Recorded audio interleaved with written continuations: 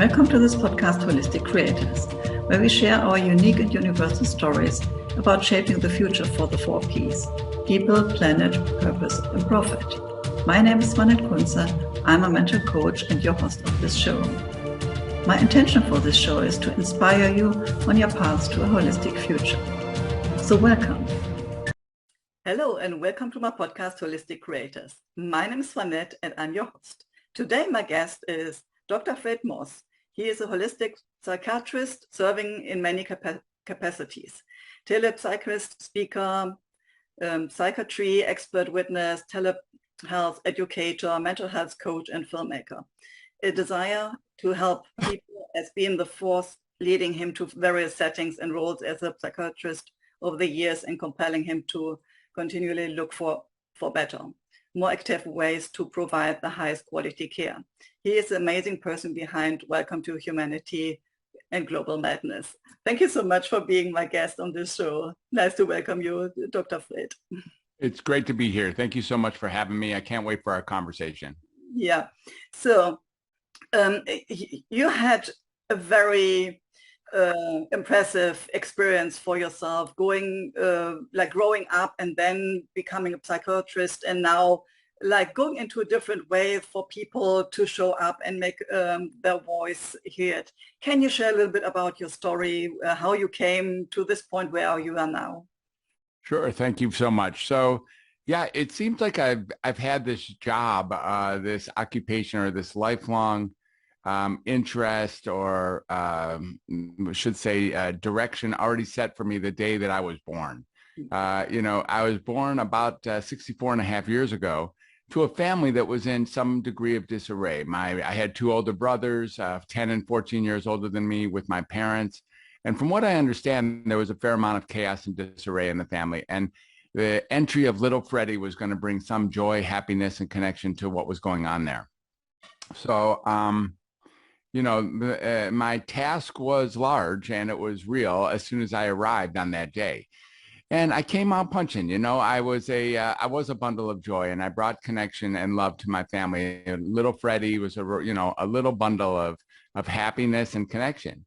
And this worked for a few years until my brothers, I'm sure, got a little bit annoyed with me. But we kept going, and I really saw very early on that connection, communication, the way people talk to each other and listen to each other was so important.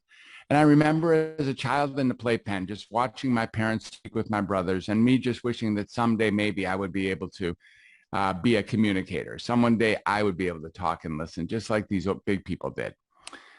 I expected to learn that in school, but that isn't where it happened. In kindergarten, I was precocious, and I already knew how to read and write a little bit. And I already knew a little bit about mathematics when I arrived in kindergarten. And my friends, that isn't what they knew. And, communication wasn't what they were learning either. So they were, we just you were learning how to throw blocks or pick our nose or get ready for the afternoon nap or all those things. And I was hoping to learn how to communicate. So I figured, well, maybe when I get a little bit older, and the big kids will teach me. A junior high, no, it didn't happen in junior high. Or high school, no. High school was even worse. Basically, we were being told to sit down and just regurgitate whatever the professor or teacher had to say, exactly as they said it. And then we would be given a passing grade and move to the next level. So I figured my last choice would be that in college, they must teach you how to communicate. So I went to the University of Michigan expecting to finally learn how to communicate. And no, again, the classrooms were not meant for communication.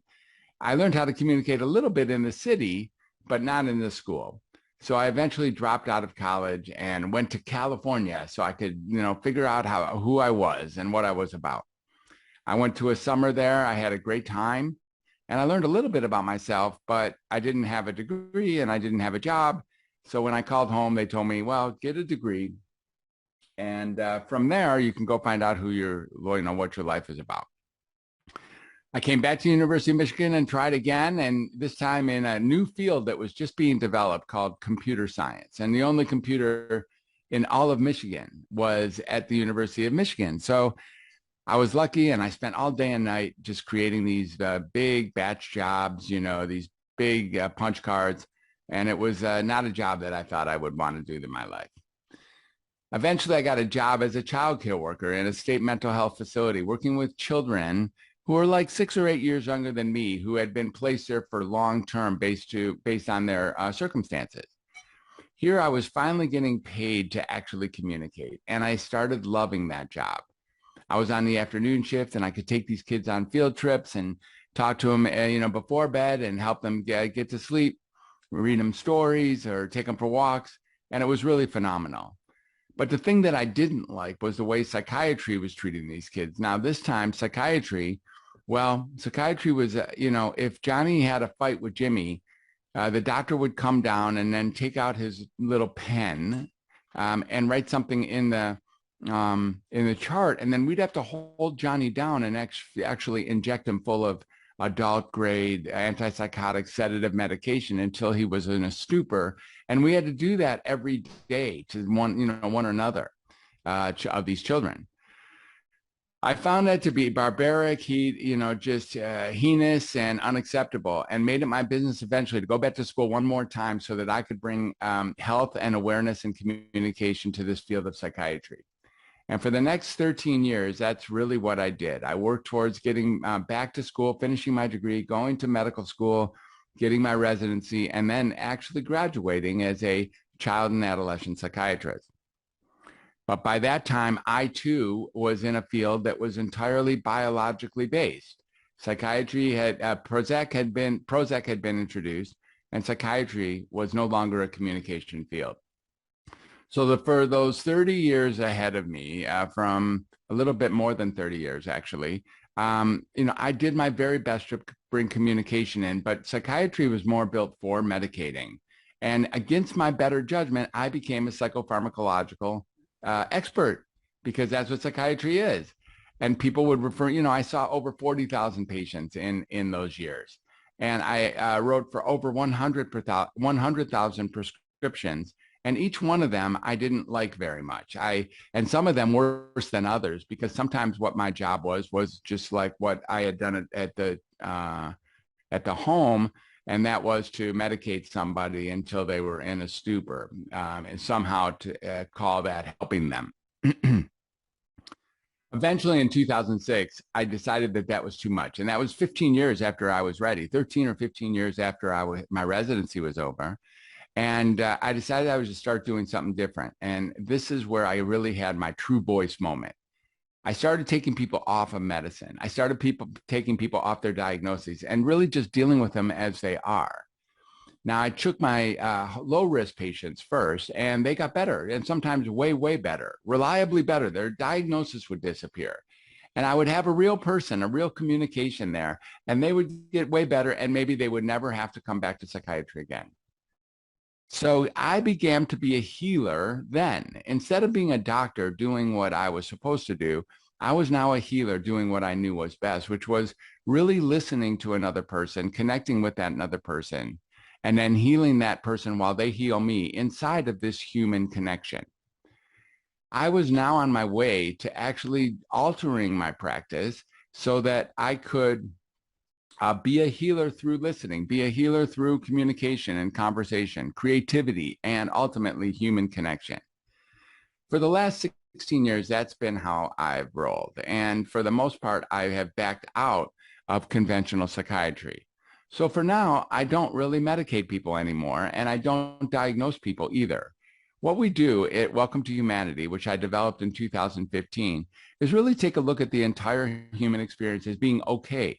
Like maybe there's nothing actually really wrong with you, even if you feel horrible, terrible, or confused, or afraid, or anxious, or nervous, or depressed, or terrified. It doesn't really matter. All of those things are part of the human experience.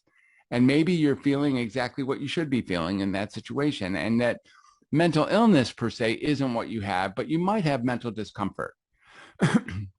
My books are aimed towards dealing that. My first book, Creative 8, Healing with Creativity and Self-Expression, is pretty self-explanatory as well.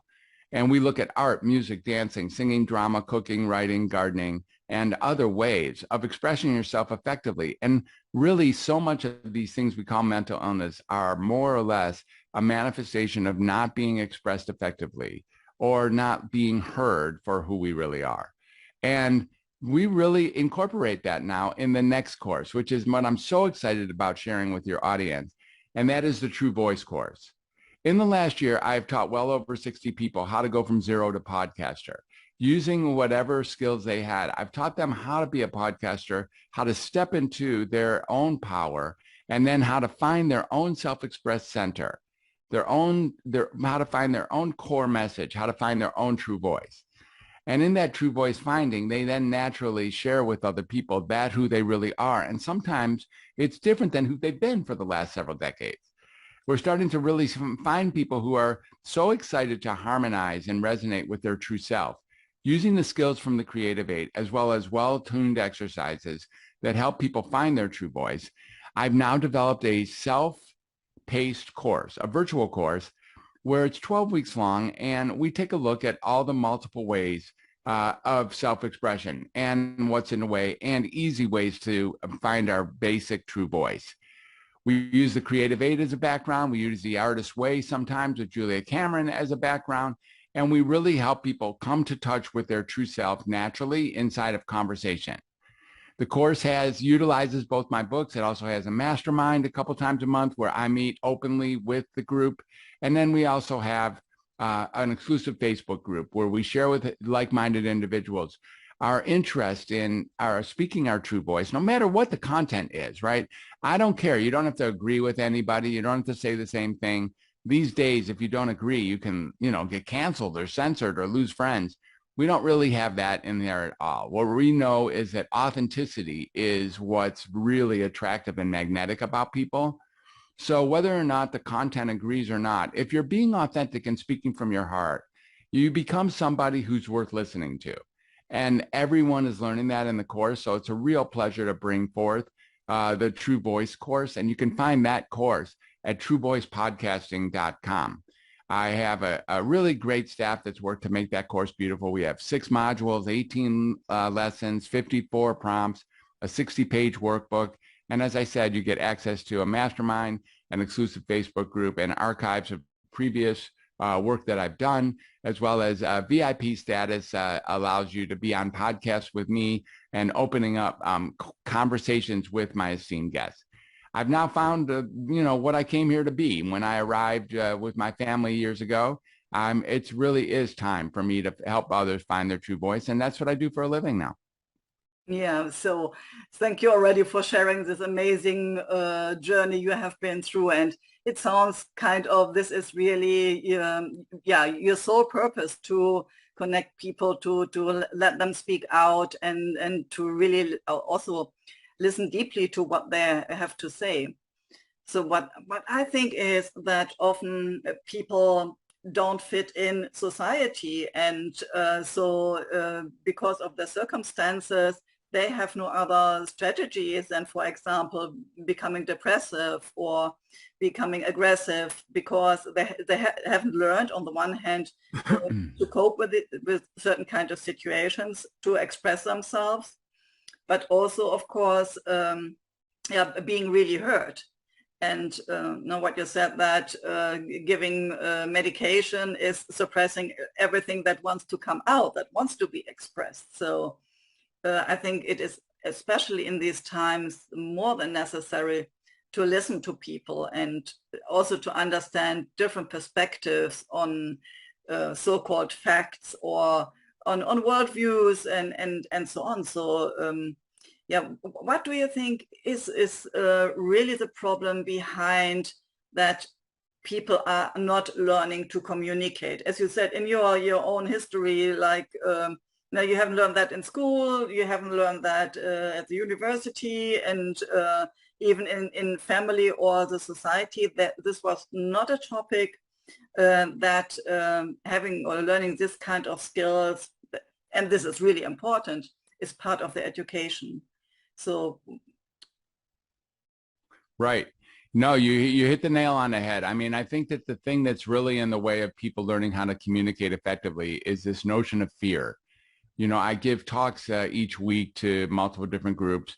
And when I ask that very question, what people come up with is fear of being canceled, fear of being censored, fear of losing friends, of disappointing, of causing damage, of being misunderstood. of being, thrown off the island one way or another. That if they speak, maybe it's more risk to speak than risk to stay quiet. So a lot of people are really staying quiet rather than speaking who they really know themselves to be. And fear appears to be the number one thing that's preventing people from truly speaking their truest voice. Now, what's really interesting to get about that is that, some people are actually even saying things they don't agree with. They're actually, saying things out of their mouth that they don't even believe. So that's called a lie or a fib, and no matter which country you're from. And, a lie and a fib, it's a hard way to live life. We only get one life. And if you're not going to speak your true voice, then nobody will ever know you. And if you're not going to speak a voice at all, no one will even ever hear you. So the idea now is to really understand and respect the fear. It's important to understand, respect the fear, but at the same time, the fear can't be what stops you from speaking your true voice. The fear has to be something that you incorporate. Pick a time to speak. It doesn't mean open up your mouth and just blurt out whatever you want, no matter where you are. It means listening carefully to what's being called for and moving that needle forward, actually progressing a conversation by listening to what's being called for, and then creatively choosing what to say and when to say, and even how to say it. As I mentioned before, we look at other ways to communicate besides just vocal and auditory that you and I are using now. So art, music, dancing, singing, drama, cooking, writing, and gardening are multiple ways that we really look at how to communicate effectively and get our messages out. When we do that, we can find that people really find their lives again and get revitalized and reborn. Maybe not reborn in the grand way, but maybe really feel like they have a purpose in this world. And it's just a matter of rediscovering that which is underneath all the muck. How do you think people can get clarity about what they really want to express? So what I see is that people are often very much in the outside. So it's more like they're absorbing information and not really processing them perhaps at all, but getting a clarity. So what is my own truth? What it is that I'm here on this planet for, to express, and perhaps what do I want to create as inspiration or change? How people can get access to that? Yeah, it's a really great question. I think when I look at what you do for a living, there's a way of really getting that if we fall for the trap of trying to define ourselves about what is going on around us, rather than just coming to grips with what's going on inside of us, then we are subject to whatever the experience of the outside world is. And we become the outside world rather than our own experience as a sovereign and, humans with agency, humans with capacity over some part of our own living and learning circumstances. The truth is, if we stop, if we sit and meditate, or if we eat well, if we are of service to other people, if we utilize some of the creative art, music, dancing, etc., we get access to this core person who we really know we are. I like to think, and I think this is true, is that each and every human knows when they're not telling the truth. There's actually an experience of saying things and knowing that isn't really what you meant, or that isn't really who you are. There is a truth to who you are. There is something that really matters to you on any given minute or day or second of the time. And when you step into that, there is just a sense like, aha, that's what I meant to say. That's who I really am. That's what I came here to be. And when that happens, you know it. We are geared towards really understanding our truth. And when we come up with alternatives to the truth, lies or fibs or fabrications, we do so based on the truth. We know what the truth is, and we have to pick a story that's even better than the truth. So we compare our story to the truth and then deliver that. And there's a lot of pain and suffering that comes from being someone that we're not in order to protect the person that we are.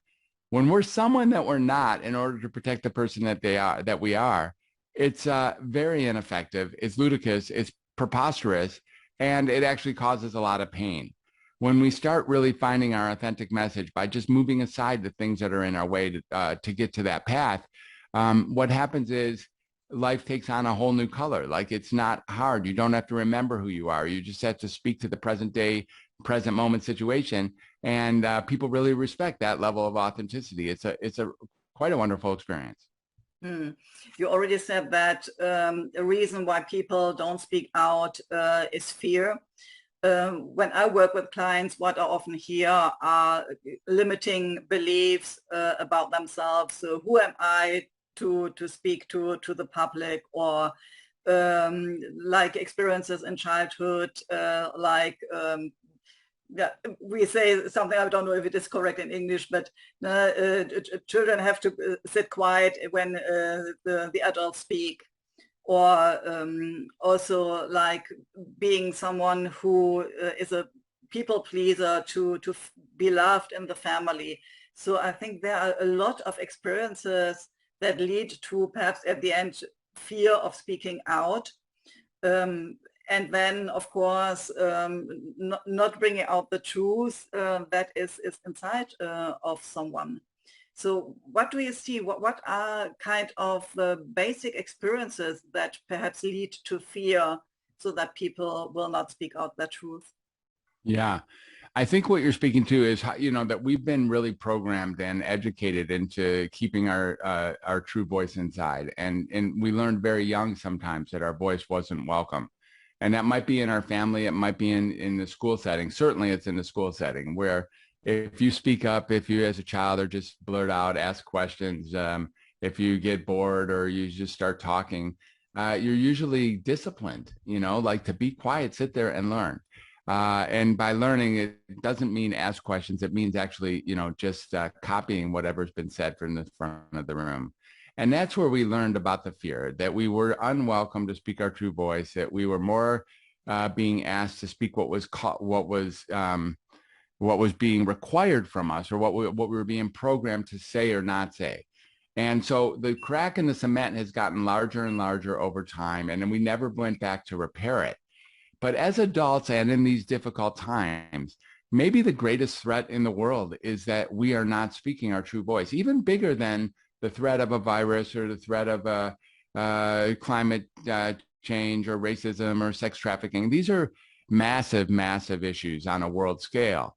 But the truth is that we're not going to be able to deal with any of those if we don't bring our authentic, true voice forward.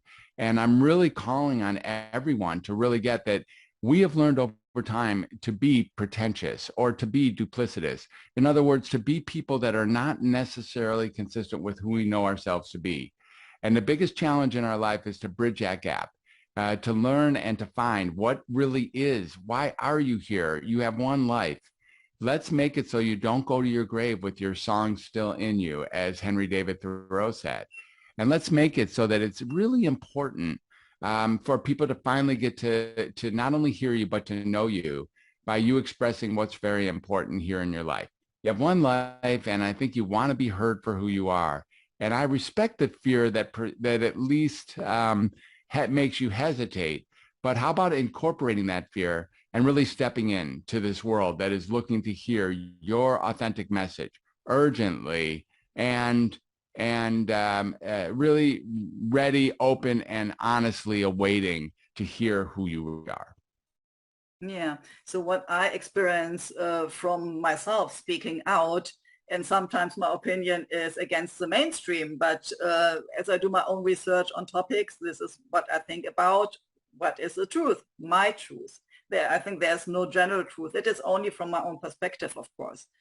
And I recognize that the reactions of other people on what I'm speaking out are very different. So there are a lot of people that say, oh, yeah, this is really brave in this time of censorship that you are willing to speak about this topic openly, and other people that are friendly because they think, no, no, this is not what we have to think. So like, no, there is kind of a dogma already from my point of view, what is allowed to think, what is allowed to speak out.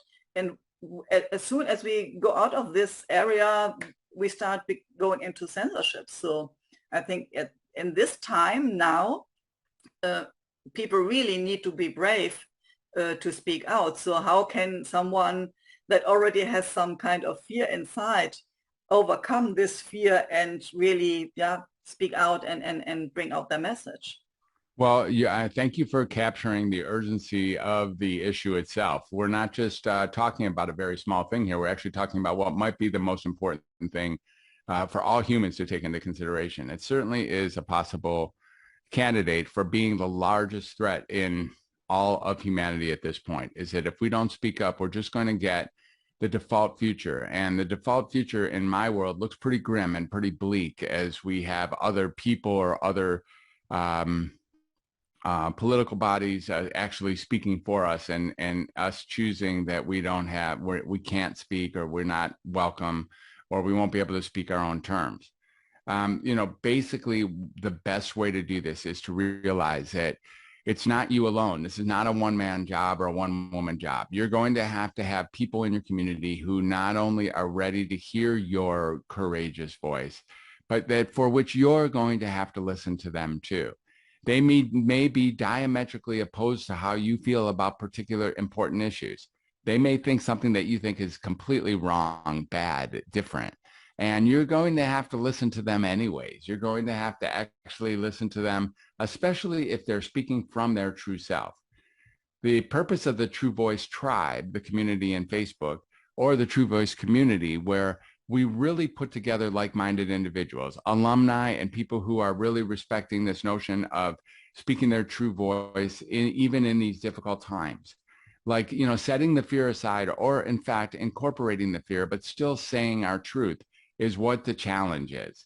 We can do this. We can definitely do it. We learn that even when you're not being yourself, it's not that much better. So it's not like it's a smart way to protect yourself is to start saying things that are different than who you are. And we all know that. So if you only get one life, coming up with this courage of actually speaking your truest voice, and being an authentic listener to people, even if they disagree with you, is what's here to start from, so that we can take on these other massive challenges and the personal challenges. I mean, your relationships are not doing very well if you're not speaking your true voice with them. You're not getting the job you want. You're not maybe making the money that you want. You're not hanging out with the right people that can give you enrichment in your life. If you're not speaking your true voice, you're not resonating with the world in a way that actually makes your life effective. You need to be, or we need to be, really compassionate with ourselves, because this, like you said, has got developed over time. And we're not bad to have become inauthentic, but we do have access to becoming much more authentic, much more honest and genuine with our inner message, our core values, and our true voice. And this is what the whole course and what the whole point is that putting people together, no matter what they think about particular issues. I don't really care that much about the content. What I care about is respectful communication between people. That is, you get to say what's important to you, but the cost for that, or maybe the gift for that, is you get to listen open and real and radically to what's important to other people, maybe even sometimes for the first time in your life. Yeah, so what I can remember when I was younger, I'm grown up in a household where we always had discussions about topics, and sometimes even, I wouldn't say fights, but it was sometimes really rough having an opinion and other people speaking against this opinion. But it was always like being able to also understand different perspectives, different experience people have, and therefore they have a different reality, and they have a different truth, of course. And at the same time, it was the discussion around a topic. It was not on the personal level, so to say. So even though we had some rough conversations, after that we were still friends. So no, we were still the same family. There was no kind of disturbance in our relationship. So what I now hear, or people are telling me, is that if they speak out their own opinion, this is not only about the topic, but it is also about the connection between people. It's about relationship. It's about belonging to a tribe or not, or not even being kicked out of their job because they shared something that was not the dogma at the moment. So what do you think about this? Like, when did this really change, that it was like we can communicate and having discussions about topics, and then it changed to we start destroying relationships and the connections? Do you have any idea about that? I do. I mean, I have ideas, and just like all of us, it's hard to pinpoint one particular space. But it's like a perfect storm. You're right. If you disagree uh, uh, significantly with another person, even if they're your partner or your kids or your family or your friends for 30, 50 years, you can lose friends and lose connection with people just by saying one thing about one thing. All of a sudden, if you think this about that, then I don't want to even respect you for anything else that you think about anything. And that's especially that level of divisiveness, or that level of splitting has become so pronounced in the last few years that it's very, very, very threatening at the heart of the matter, because we have other issues for which we need to work together if we're going to address them. We have other personal issues and community issues and national or even international global issues that are going to require us really working together as one race, the human race. Right now, if we're going to dismiss people just because they think this about that and we don't think this about that, and therefore we're going to disrespect anything and dismiss them entirely off of our relationship world just because they think and said that, then we're basically shooting a hole in our foot. And we're making it so that we will not be able to, not only will we have less friends and less connections, but we're not going to be able to take on the big issues of the world. And the level of urgency we're talking about here is so deep. And, we all can wish it for everybody, but the first person we have to start with is us. The idea being that even if it's very difficult, listening to another person all the way through is a great exercise. You can't get hurt while you're listening. You can't make a big mistake while you're listening. You can't get canceled while you're listening. What you can do is really listen to what's being called for, listen to what's being said over there. What is the community asking you to step up and provide and contribute?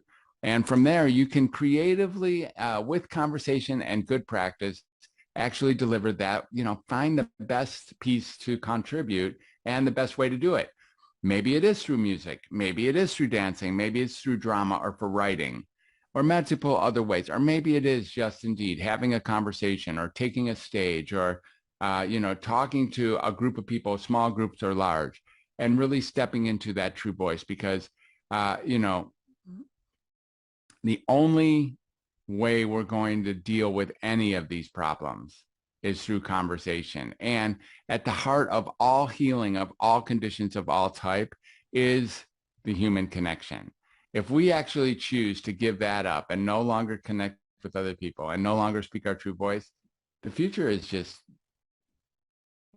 terrible, bleak. Like we will be moved into being a society of slaves, a society of being told what to believe and choose and then believing that, and because that's what we're supposed to do. And we're dangerously close to that right now. And we're going to have to address it or not. So maybe it's too late, but I can know for sure that if we don't address it, it definitely is too late. If we do address it, maybe we can really make some strides and bring ourselves and our voices back together and solve problems in ways that otherwise would not have been available. Mm, absolutely. So I think what you already said, it is super important to really deeply listen to other people, and then of course respecting the other opinion. And yeah, there's no need that this will be your opinion later, but it is already one step of not splitting more and more the society. And as you said, we are facing really massive issues, and we only can help, solve them when we come together and work in cooperation and collaboration, and not fighting against each other. So what do you think, how can we create kind of a safe space so that people that would like to speak out their own truth, that are still struggling with the fear or the consequences, what would happen if they speak out. How can we create this kind of safe space for these people so that they are encouraged to start and to try it out? Well, that's another really good question. And what I'm finding is, safety is kind of overrated. If what we're looking for is safety, then we're going to probably choose not to speak. We think that not speaking is the safest way to go. But the real best way is to do incremental shifts. Maybe it's with your relationship. Maybe it's with your kids. Maybe it's with the people that you work with. Starting today, you can realize that you don't have to be a prisoner to the world that got you to this very moment. You don't have to be a prisoner to the habits in this world that got you to this very moment. The opportunity is to step into actually saying something new that is even more consistent with your real self. Try it with the safe people in your life. Try it. Maybe it is your spouse. Maybe it is your children. Maybe it is your workmate or your best friend. And begin starting this very day to say a thing or two that's just a little bit of a stretch, a little bit beyond what you've been pretending to be, more towards who you really are. And start feeling that resonance, start feeling that harmony, start feeling that frequency of now speaking your truest self inside of this crazy world. Once you start, my opinion is, and I think I've seen this over and over again, is once you start speaking authentically and then appreciating other people who, for their struggles to speak authentically, a whole new world shows up where you can be compassionate and forgiving and accepting, not only of the other person for having differing views, but of yourself for having come to the space that maybe you learned how to manipulate, or maybe you've learned how to accentuate or how to exaggerate your particular thoughts, or maybe you've actually learned how to say things that are inconsistent with who you really are. So it's okay that you've learned that. The life has, really taught us that saying what they want us to say is more important than saying who we really are. So give yourself some room and then start with the people safest in your life and make little small changes first, realizing the benefits of that. And sooner or later, my hope is that you begin to stretch out and, maybe you'll be on a podcast, or maybe you'll be on a stage, or maybe you'll address important issues as they arise by using your more core value, truest self. Yeah, and perhaps I would like to add, find a topic that is really triggering you. So often there is one special topic that is connected to our soul purpose. As you said, for you it was like communication, connection. So we really feel this inside. As soon as this topic comes up, there's something kind of rising in us that wants to go out and wants to be spoken. So perhaps it is also important to understand what is a topic that really wants to come through you and wants to be heard for humanity. Yeah. Right. It is. And in order to do that, even to find that topic, it's going to take some courage. You're going to have to stop and maybe even realize that some of or a lot of who you are is not that. You're walking through the world to to survive, to make it through the rest of the day, to keep your job, to keep people happy, to make sure you don't make waves. And you're going to have to take a little bit of that head on, really take a good, solid look at that and decide where are those spaces where you could actually even speak closer to being your truer self. You could actually make a difference in the world by saying things that are more consistent with who you really are. And from there, God knows what can happen, but you'll resonate, you'll have a new frequency. And it really is an experience, an exquisite experience to step into being your truest self rather than trying to remember who you're supposed to be in order to prevent yourself from hurting people by being someone different than who you really are. Yeah, what I see is as soon as someone starts speaking out, there's this kind of ripple effect. So people that are in their the tribe or their family start, okay, perhaps this, I'm also a little bit encouraged now to speak out. And so, yeah, it becomes a way. And it becomes bigger and bigger and bigger. So, yeah. Exactly. You know, authenticity is contagious. When you create a space for yourself to speak authentically, when you take that courage and actually start speaking your truest voice, which doesn't have to be, I just want to make it clear. This is not about blurting. It's not about telling your mother-in-law how much you hate her. It might not even be about like spitting out your political views about an important topic. It might just be about just really speaking to your experience here and now about how life is unfolding for you, either inside or outside of yourself. And when you start doing that, the authenticity aspect of it is really interesting and compelling and magnetic for most people. You may notice that perhaps you think I'm coming across fairly authentically this morning. Maybe you think that. And in that space, if you think I'm authentic, you then can take the reins. I think you just said that you then can really step into your own authenticity. Wow, Dr. Fred's being authentic. Hey, this is a good space for me to also let down my guard and maybe take steps into my own authentic true self. And that's really what we're after inside of the True Voice technology, is helping not only ourselves find our true voice, but by being there for others and using that magic ingredient of listening, creating a space for people to actually speak their truest voice is where you're going to get that practice. And hopefully that then seeps out into the real world, into the community, where you continue to really see that it's no more safe to speak yourself or than it is, it's no more safe to pretend to be somebody else than it is to speak yourself. So you might as well speak your truest voice. Yeah, so and absolutely, you can only learn it by doing. So you have to practice and stretch yourself a little bit and then a little bit more and then a little bit more. And so I think my podcast, but also your podcast, and there are a lot more out in this world, are good opportunities to come in front of an audience that is already willing to listen to your perspective on a certain kind of topic. So if you're on my podcast, it's all about creating a better future for humanity and the planet. So there are a lot of people right now listening to what you are sharing, but also what other people are willing to share about their own experiences, about their own opinion, and how they see the world, and perhaps their own vision, what they want to create. So I think every voice, every person is so important in this time right now. And so go on, please speak, people. Exactly, right. I mean, it's okay, and you might be in situations where it's not everybody is catching up with this at the same time. So you may say something and get, sort of knocked around a little bit for saying what you said.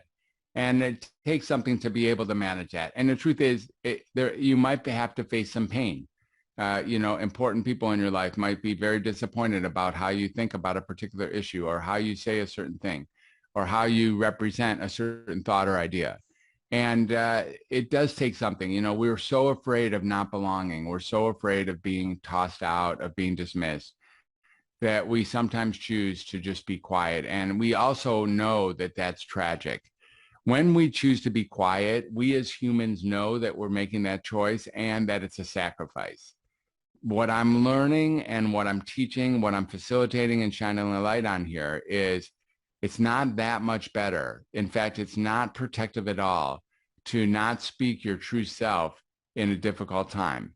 Just letting things go is a recipe for disaster, for a future that is not going to be consistent with what it is you wanted. And, I really understand that that's how we've gotten. I try to maintain a great level of compassion and forgiveness for humanity. Although sometimes, I'm not going to lie, I become very, very disappointed with humanity as a whole, wishing that it didn't make it so hard to simply speak our truth. Yeah, but perhaps this really needs to come to a certain kind of intensity, so that people really feel that I can't no longer be quiet, because now it is important, it is urgent, and the consequences not speaking out will be massive, and not only for me, my family, but for the human race. Yeah. So exactly. Yeah. Right. And that's why a little bit of why I tell my story of what happened to me as a doctor. That happened in 2006, where I just finally, was either going to have to find another way to be or really start, for instance, taking people off of medicine or their diagnoses. Mental illness, I really had a new definition of mental illness, which is that mental illness is basically a blockage in our own self-expression.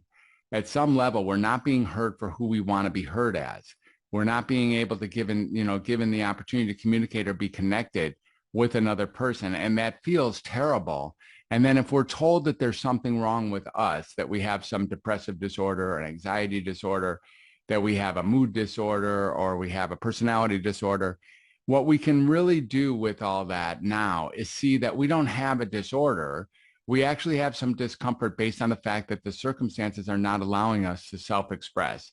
I like to call it self-expression deficit disorder, meaning that we really just choose not to speak. And then we think that there's something wrong with us, or we choose not to really say what's disturbing to us. And then instead we absorb it and think that we have a major depression or generalized anxiety, when in fact, all that's really happening is we're responding to the world as we are. And if we could be compassionate about that and find another person to connect with, healing takes place instantaneously. And that's what I've noticed. And that's really what we're standing for. All told, it just points towards, well, it is difficult to take a step forward. It's more difficult not to. And the time is now to actually speak our truest voice. Yeah, or express it, as you already said, in different ways, like writing lyrics or poems or in artwork or dance. So there's not the need to really speak in front of an audience, but present, be visible, express it. So I think right, exactly. And you bring up the good point again. These self-expressive techniques, there are multiple of them over time that have been developed by humans, and some of them in various settings are actually more effective than the speaking, listening that we do together.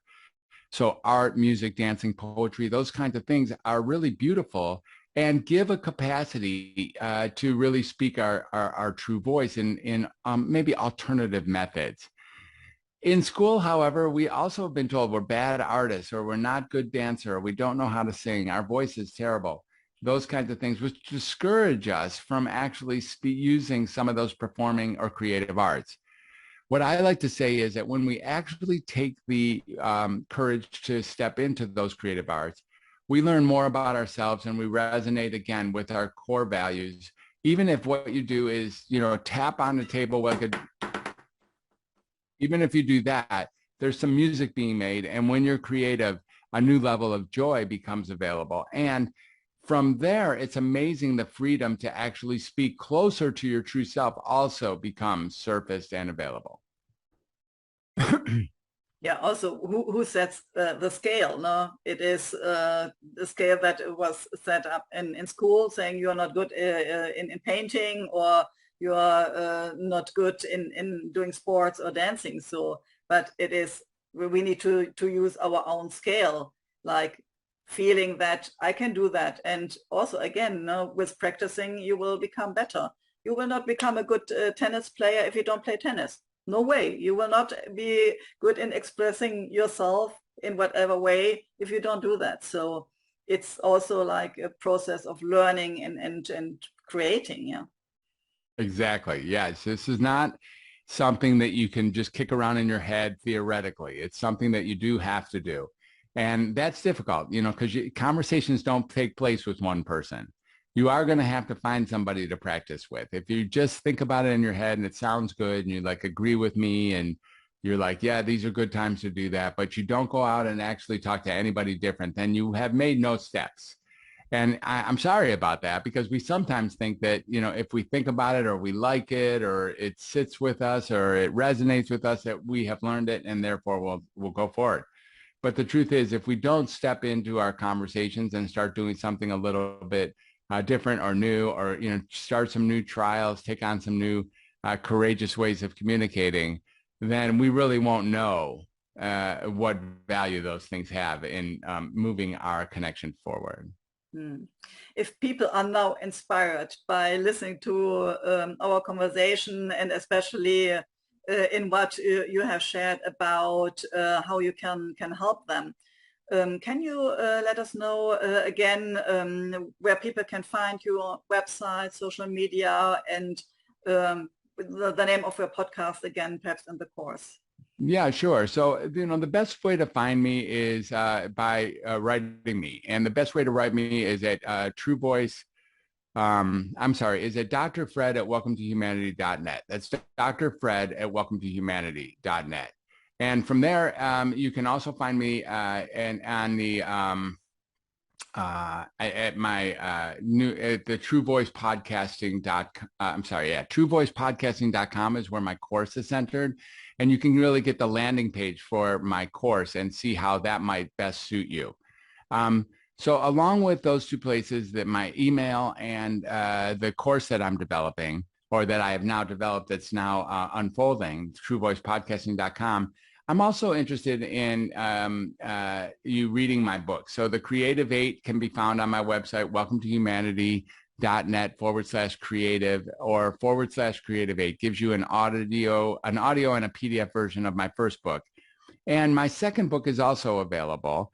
That's called Find Your True Voice. And I know that's a funny name, but that's really what I write about. It's really what matters to me. So findyourtruevoicebook.com is where you can find that. And it'd be a pleasure for me to send you that book as well. So that's something to think about, where we take a deep dive. I'm all over social media, but I don't really love social media, but I'm there anyway. So you can find me on Facebook at Dr. Fred Moss.